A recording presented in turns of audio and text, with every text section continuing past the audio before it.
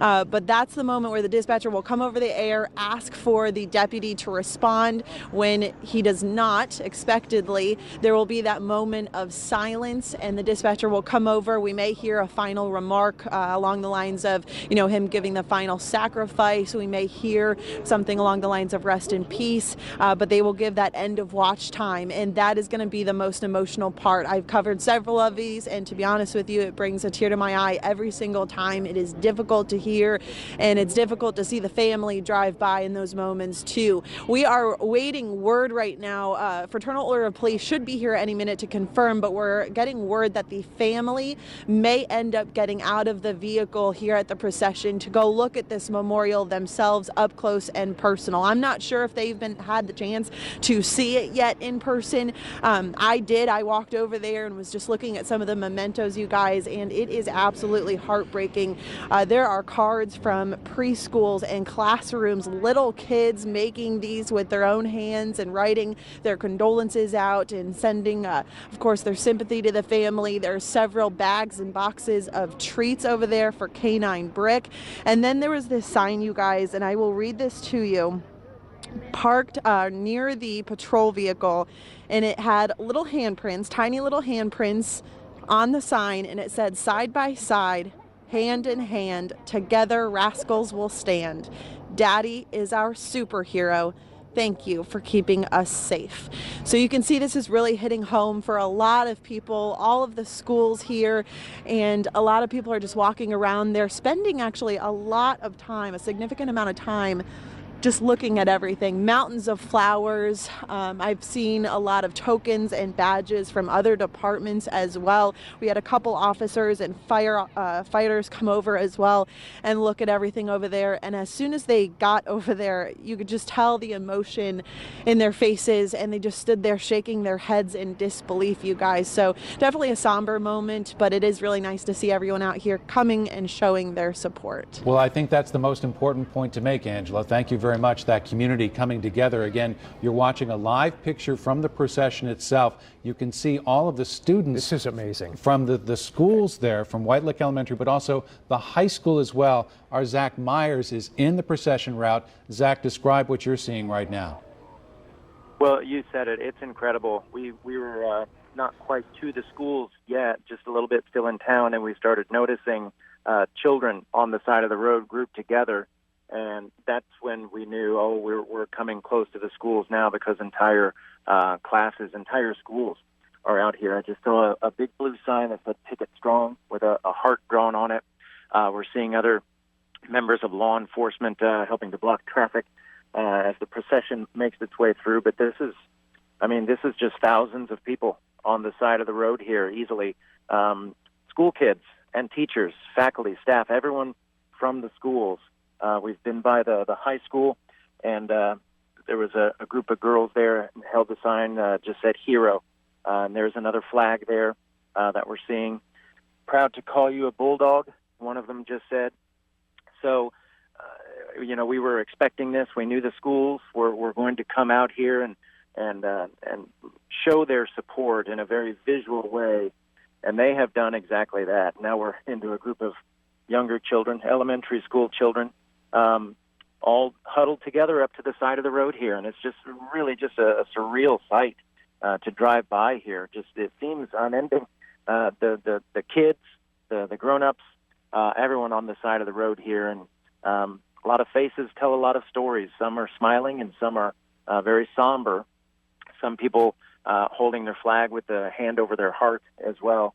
And of course, this is so special when we pass by White Lick Elementary School. Deputy Pickett's wife is a teacher there, and this really is a very, very close-knit community, and this is a very personal thing for so many people here in this community, and we are seeing that in a very, very obvious way here today. It's a remarkable sight there, Zach. All the students that we saw by the football stadium, by the high school, past the water tower, now as you approach the elementary school there. What are you seeing in terms of students out there, and there's another group as you get closer now to the elementary school? Yes, this is as we're getting close to there, all the kids Oh, wow. Every one of them has a flag. Wow. And that's it. White Lake Elementary School's right there. Blue ribbons on the posts by the side of the road. All of the kids, every single one of these children has a small American flag in their hands. This is really moving to see this, because, you know, there have been some hard conversations in some of these classrooms with these children and at home, and this decision was made for them to come out and make time for the children to be part of this day and to understand why this day is important. We just turned the corner there by the elementary school, and the line keeps going. It's I cannot actually see the end of it from where I'm sitting, looking out the side and the front window. Just the presence here, the physical presence, is just unbelievable. Well, Zach, we want to stay with this picture for a while because it is so moving for us to see, and you're seeing it firsthand. Are those students, are the staff, are they saying anything? Are they making any type of gesture as you go by them? Have you seen anything along those lines?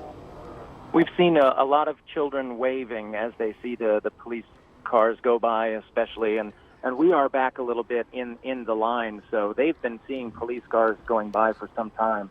I think I heard that we're in a 5-mile-long procession, but there's signs that have been made up. They say, "Never forgotten, Deputy Pickett." A lot of the younger kids waving, smiling. Some of the older students a bit more somber as we're going by. And I believe now we've cleared the school area. Now we're back into some of the neighborhoods here. And I saw a couple teachers talking to the kids, making sure they're staying in line and behaving as they should, doing their jobs, even out here today, doing what they should be doing, watching for these children. And that was, boy, guys, that was such a moving thing to drive through and just see. It's hard to explain, just the show of support and just emotion that's being shown out here today.